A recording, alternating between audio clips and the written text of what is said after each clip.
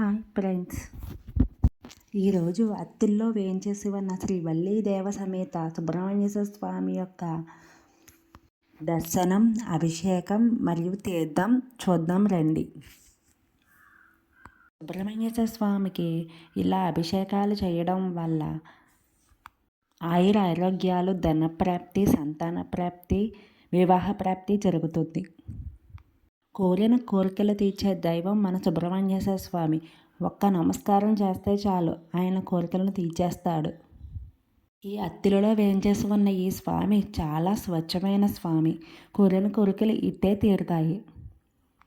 మన ఆంధ్రప్రదేశ్లో పశ్చిమ గోదావరి జిల్లాలోనే ఇక్కడ షష్ఠి ఉత్సవం చాలా ఘనంగా నిర్వహిస్తారు. అతిపెద్ద ఉత్సవంగా జరుగుతుంది ఇది.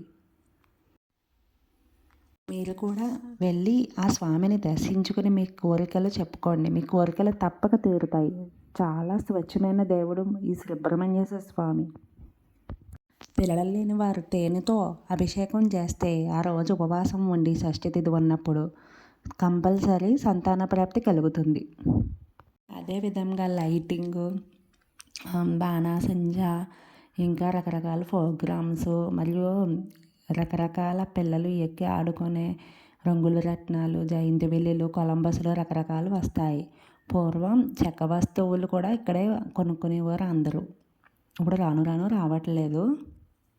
మీరు కూడా వెళ్ళి దర్శనం చేసుకోండి ఫ్రెండ్స్. 20వ తారీఖు దాకా ఈ ఉత్సవాలు జరుగుతాయి.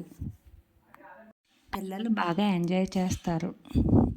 Please subscribe, like, share and comment.